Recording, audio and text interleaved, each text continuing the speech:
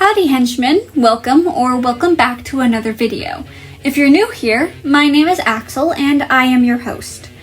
Artfight 2025 has come and gone, and while the winner hasn't been announced at the time of scripting, I'm here to go through my own statistics and attacks.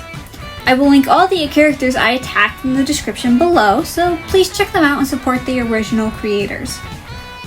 For those who don't know, Artfight is a yearly art trading game that takes place starting on July 1st and ending on August 1st. A quick rundown, there are two teams. This year it was fossils versus crystals. Attacks are what they sound like, when you attack somebody's character with some form of art. AI is banned and not art in the first place, so don't try it. Revenge is when somebody attacks you and you attack them back. Revenge chains are multiple revenges back to back. And finally, friendly fire is when you attack somebody on the same team as you. When you friendly fire, you get significantly less points. I believe that's the basics. There's more to go into, but that's a video for a different day. Now, let's get into my history with Artfight.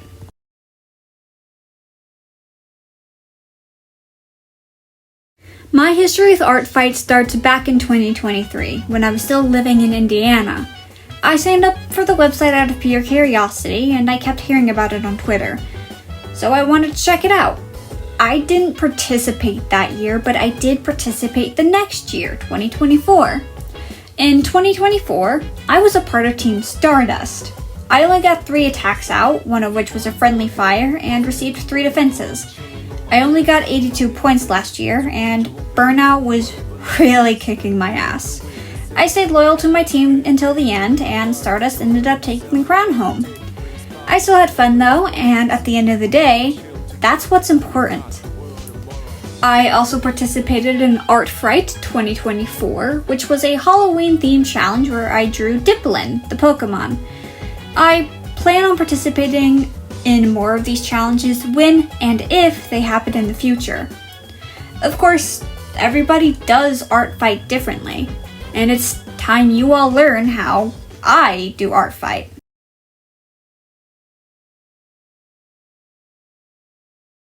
So, I'm somebody who's not picky about what characters I attack or what kind of character they are, and I love attacking younger or new artists because it gives them the recognition they deserve. If I think your design is cool, interesting, or looks fun to draw, I'd do it. I use Artfight for a challenge for myself to draw a variety of characters and designs, and for me, that's part of the fun. In 2024, I focused on drawing half bodies or more, which really burnt me out, but this year I decided to do mainly busts. Less points, but less draining to do, and I can do more constantly. I don't really do animated or mass attacks, which mass attacks are attacks that target multiple characters, and animated attacks are what they sound like, they're animated attacks. But hey, maybe that'll change in the future as I get more skilled and better at art and animation. I am a-okay with friendly fire, and I love doing revenges. I have no boundaries outside of my global permissions and character permissions. And I love seeing people drawing my characters and having fun. I tend to bookmark these characters before Artfight starts, and I constantly go back to my bookmark folders to search for characters to draw, and I add more characters as time goes on. I think that about wraps it up for how I personally do Artfight. And now that you have my history and how I function, let's get into my Artfight 2025 experience.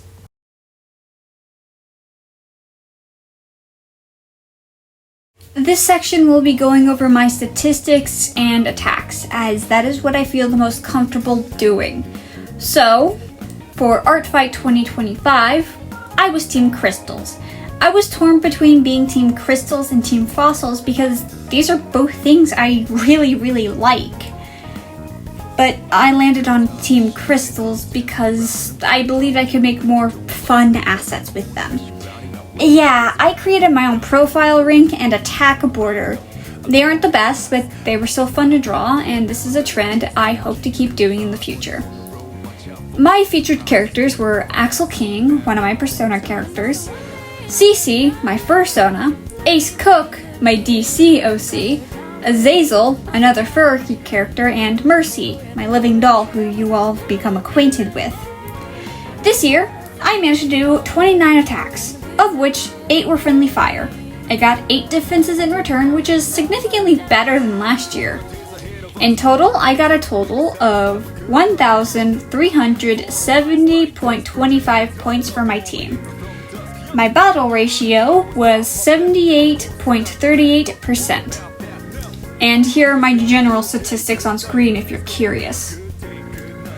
Now for some more specific attacks. Of my 29 attacks, 18 were bust shots, 9 were half body shots, and 2 were full body. Character-wise, 4 were some kind of animal, anthro or otherwise, 3 were humanoid with animal features of some kind, 4 were humanoid but distinctly not human, 2 were not humanoid in the slightest, and 15 were human in some flavor. That was a lot of numbers thrown your way. Now let's get into characters. Remember, all the original character profiles will be linked in the description. The first attack I did was a bust shot with an abstract background with clean color, lines, and shading of Shrimp by Lady Kurumi. Shrimp is a Robloxian Yumisona, which is the self-shipping character, and she was super cute and fun to draw. Even if I can't really draw Roblox characters for the life of me, this was a friendly fire, and the total points added up to 26.25. My first half-body attack was for Mr. Miss Fada, and you probably know that name because they are fairly popular in the art world of TikTok. This attack was clean lined, clean colored, and fully shaded with an abstract background of Mr. and Mrs. Faded's Persona character. Try saying that 10 times fast. This was a normal attack against the rival team that totaled in 56 points. My first full body attack was called What a Weird Looking Cat. This was an attack for Soup of Cans, the acidic character. It was clean lined, fully shaded, fully colored, with a scene background. This was a normal attack, and the total points added up to 84. My first multi-character attack was a fully colored, shaded, properly lined, polished attack. Polished just means the attack has extra time and effort to ensure the quality. That I titled The Sparkle Dog and the Cyber Cat, featuring my persona Cece and a Sparkle Dog character, which is a canine furry species based on the aesthetics of scene culture, called Friday Funtime. These names are tongue twisters, by For Real Doggy. Both characters were half-bodied, and the total points added up to 115.75.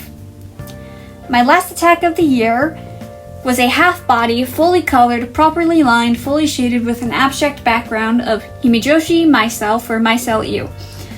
This was a polished attack, and this attack's point totaled is 61.75 points. My favorite attack this year is a bust fully colored with shaded properly lined with an abstract background of Atola by Sleepfire. I loved the colors, and it was a fun challenge to draw a draconic character despite me having very little experience with doing such. The points added up to 35. If you want to see all my attacks from this year, you can find my Artfight profile linked with the rest of my social media down in the description. And hey, while you're down there, why not leave a like on this video and subscribe? Leave any of your Artfight stories and experience down in the comments too. Anyways, statistically, I did a lot better this year than I did last year. Personally, I think there was a lot of variety in the characters I drew this year, and comparing my art style from this year to my art style from last year, I've improved a lot too. I've also reworked a few characters, and I'm working on updating more too.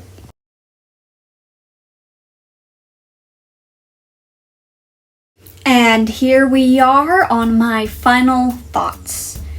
I found this year's Artfight fun and challenging. Everybody experiences and goes through Artfight differently. I don't really have any complaints outside of God, I would love to read the lore and learn about the world a lot of these characters I drew come from. Donate to Artfight. Check out the original creators and the artists of these characters.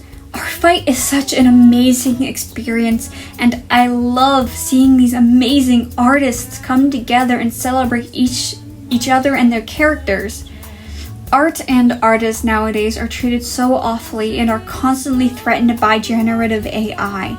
And young artists are discouraged and insulted as not being good enough, and that's total bullshit. Artfight is a safe place for everybody, no matter your skill level or the amount of experience you have. We need more of those online safe spaces where AI isn't allowed and artists can thrive. Thank you so much to everybody who's been watching and watched to this point in the video. It means a lot to me that you'd come to my corner of the internet and hang out with me. If you want to see more from me, please like, subscribe, and check out my social media accounts linked in the description below, along with the original Artfight profiles of the characters I attacked and who are featured as the speed paint backgrounds for this video. These speed paints will be posted as their own separate videos as well. I know, we just got out of the mercy block.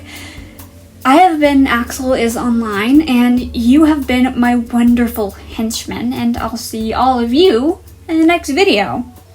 Bye!